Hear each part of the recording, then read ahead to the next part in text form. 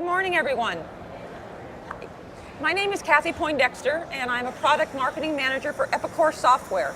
I focus on highly regulated industries such as aerospace and defense, medical device, energy, and those types of industries. Today I'm going to be speaking about maintaining manufacturing innovation and growth and how to manage your business in today's regulatory regimes. Federal regulation is estimated to cost more than $1 trillion annually, according to a report by the Small Business Administration's Office of Advocacies. The study found that the United States manufacturing comprised more than $162 billion of the $648 billion burden of environmental, economic, workplace, and tax-compliant regulations. Dollars spent by manufacturers on regulatory compliance with cumbersome or duplicative regulations are dollars not spent on capital investment or hiring new workers in America. Today I'll be talking just a little bit about my company, Epicor, getting into the keys of regulatory compliance, what best-in-class companies are doing about regulatory compliance, summarize things, and if there's time, take a few questions. Epicor was founded in 1984 and has been listed on the NASDAQ since 1992.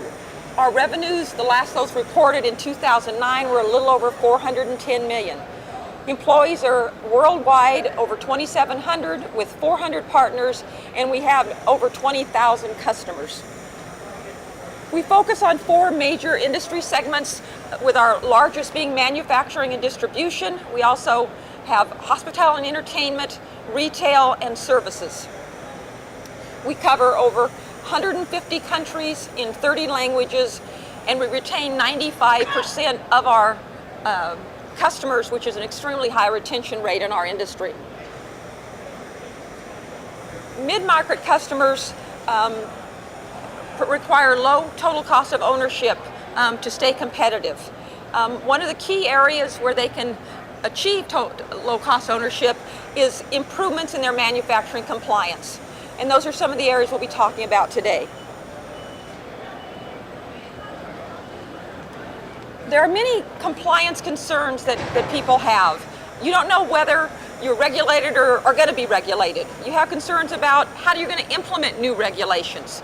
You don't know whether to comply, whether you can comply with your regulators' rules.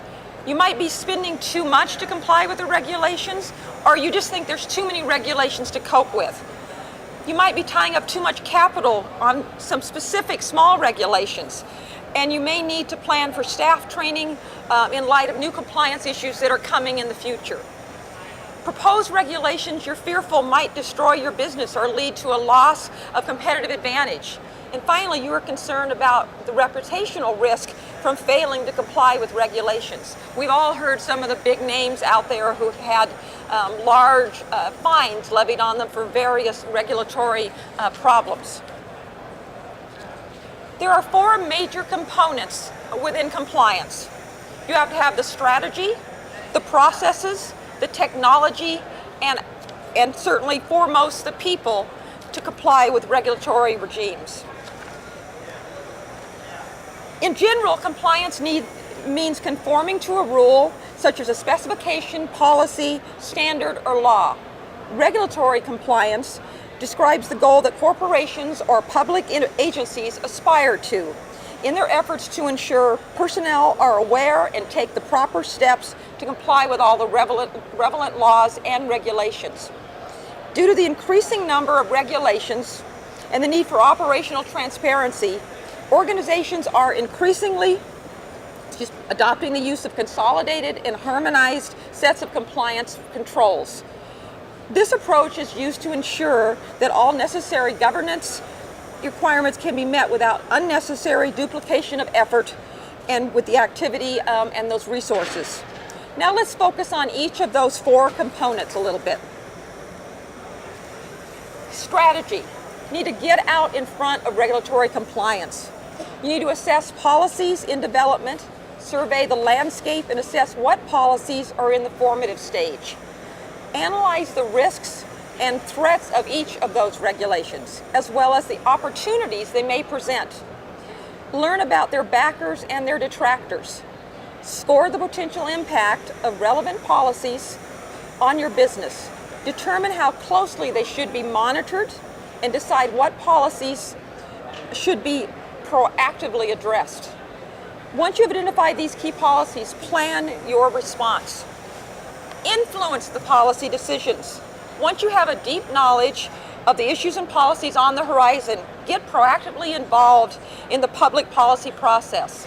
Mobilize allies. Get with interest groups. Execute and adjust your plan accordingly. You need to ensure operational alignment. Ensure your company's core operations are proactively aligned with emerging policies. For example, if you are a technology company, a new environmental mandate may require you to have a certain level of eco-friendly content with your products by a specific date. As a pharmaceutical company, you may need to proactively ramp up your manufacturing operation to deliver a critical vaccine. As a telecommunications company or leader, you may need to upgrade your safeguard processes and training to comply with new requirements for consumer telephone records. Or for the instance in our industry, in software, we have to comply with the international trade and arms regulations. Now that sounds a little funny, but we need to ensure that our customers can comply with it. But we also, when our customers give us access to their data so that we can help them with some sort of problem or issue, we need to make sure that our people that are looking at it are only US citizens. We're an international company. So that's one of the things that we had to look at, of how to make sure all of those support calls are routed to the proper representatives that are in the US. You need to ensure that your company's core operations are comply with the long-term requirements. Institutionalize how your new policies and procedures are put in place, and you don't want to run afoul of the new laws. Track your performance consistently. Use IT systems to manage compliance, and use the challenge of adhering to regulations as an opportunity to develop a more innovative and streamlined operation. Look at it as a potential for revenue, a potential to streamline, not necessarily a detractor. Additional strategy to achieve compliance. You need to plan and organize. Determine the strategy and how the organization will meet the business and compliance objectives. Acquire and implement. Identify and implement compliance technologies, processes, procedures that are based upon your strategy. Implement an integrated approach to compliance. It offers a path to much better decision making. Deliver and support. Enable the organization to actively use the compliance controls that you've implemented. Monitor and evaluate. Make use of the feedback mechanism driven by the auditing process. Now, how similar do these sound to the classic quality model pioneered by W. Edward Deming? Plan for quality. Do, implement the controls. Check, audit the process. Act on the results found and repeat the process. So this is nothing new, but it needs to be put on the compliance side, not just in a quality area. Today's rigorous compliance and reporting requirements suggest that there's a crisis of trust among company stakeholders. But scrambling retroactively to implement one-off solutions or responses to each new set of compliance regulations won't rebuild stakeholder trust. Such short-sighted solutions just cost a lot of money. Processes, your keys to success. The ability to audit, assess, and document evidence that business processes meet required standards are just some of the key elements to comply with regulations. Control your processes. The audit, assessment, and execution of your underlying business process management. This will make compliance easier and transparent throughout your organization. Compliance integrated into your processes. Compliance must be built into the process, not inspected in at the end. Your company needs the ability to automatically and continuously monitor and manage your compliance initiatives. Implementing controls associated with processes and tasks that compliance requirements are followed, while automatic tracking of the documentation of all process changes gives management the complete oversight that's necessary. Leveraging your controls. You need to optimize your business processes and controls. You need to have a single source and secured transactions. Leverage those integrated processes. Have role-based or even maybe down to field-based security in your systems of record. Have a complete document management system so that you can maintain all of the compliance documentation. And use enabling workflow to ensure that all tasks and items that need to be looked at are done. Use electronic signatures to maintain that the proper people have looked at your various compliance issues. Technology, enablers for compliance. They can't make you be compliant, but they can certainly enable the ability for compliance. Compliance functionality may be embedded in your ERP system or through point solutions, or what typically happens through a combination of both. Business process management can enforce such things as you need to fill in a mandatory field. You need to validate the contents of a particular field. You need to maintain full audit trails so that when auditors come in, they can look at exactly what has happened. You may need to have conditional security for specific tasks. You may need password prompts. Using this functionality can help you prioritize tasks, risks, and focus on the key control and risk areas.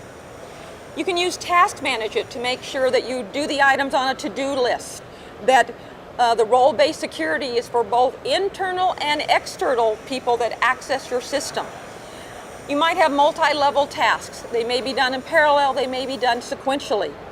You need to make sure you have control over your applications, enforce your policies, and orient new users.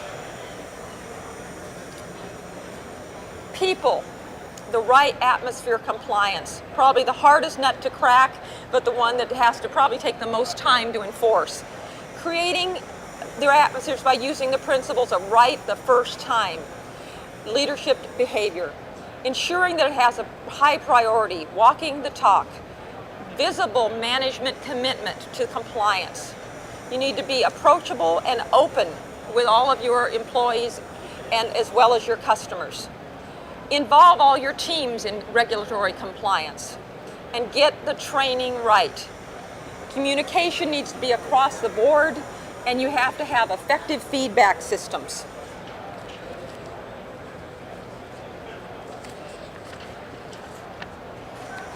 And remember, training is a key to getting it right the first time. It ensures employees have the right skills, speeds the audit, and improves the process, and reduces employee-related non-compliance. Training needs to be repeated consistently and reinforced. And make sure you don't forget when new employees join the company that they get the proper training right off the bat. Let's talk a little bit about what best-in-class companies are doing to ensure regulatory compliance. In a study recently completed by Aberdeen in late 2010, they found out that there are several key areas that best-in-class companies put in place in order to ensure regulatory compliance in the strategic area. While best-in-class companies share strategies with their competitors on integrating compliance measures into their business processes, the notable differentiating factor lies in the focus on organizational accountability through effective communication.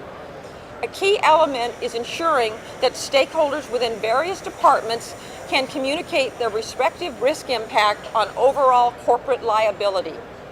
Improved communication also facilitates staff understanding of management directives, engagements, and compliance auditors. Finally, a resounding difference can be seen on creative competitive differentiation through effective compliance measures, a strategy that best-in-class companies are 1.5 times more likely to do than their competitors. By staying ahead of the compliance curve, you can attract new customers, improve on your corporate image. Additionally, these best-in-class companies are demonstrating their proactive initiatives in managing liability, thus alleviating business concerns with their customers and business partners. Return on investment. That's not, everyone worries about compliance. It's just, it's going to just cost a lot, but you need to have a return on investment. Why are you doing it? Obviously to comply with the regulations, but you also want to enhance your company's bottom line. One of the core questions companies ask themselves before investing in compliance management solutions or services is, will this really pay off in the end? Companies that believe the answer is no are among those that believe improving compliance will translate into a higher cost of doing business, causing them to lose ground to competitors. On the other hand, companies that believe the answer is yes are looking at compliance as a means to sell into new and global markets. In this recent compliance study by Aberdeen, best-in-class companies were seen to leverage compliance towards generating new market revenue. As a result, these top companies generate more return on investment from their compliance measures than their competitors. Now, what technology was put in place in these best-in-class companies?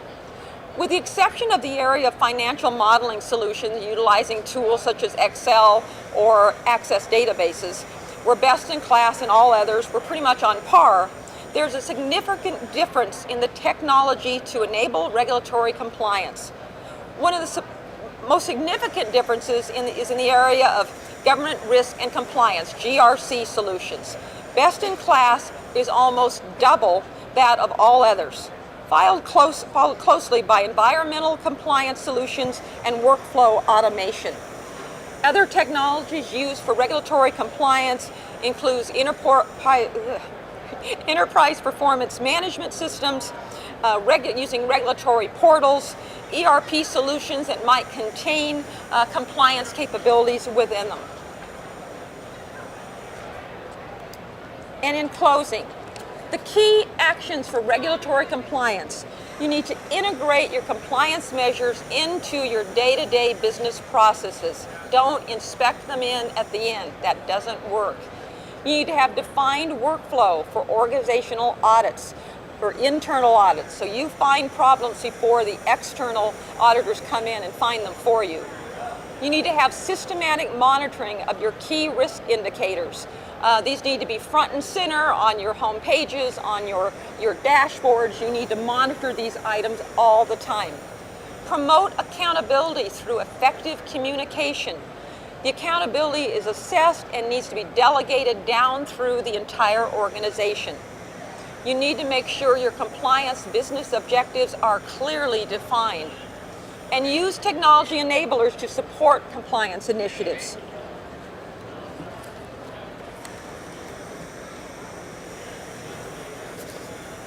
Use enabling technology for end-to-end compliance. It needs to be throughout all of your systems of record. Whether you're using one ERP system to do everything, or you're using a group of point solutions, make sure they're all integrated, talking to each other, and that all the items are forefront in everyone's mind.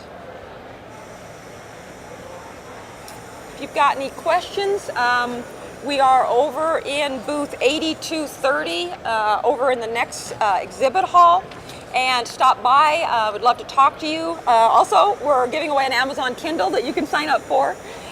So look forward to seeing you, and I hope this presentation was helpful.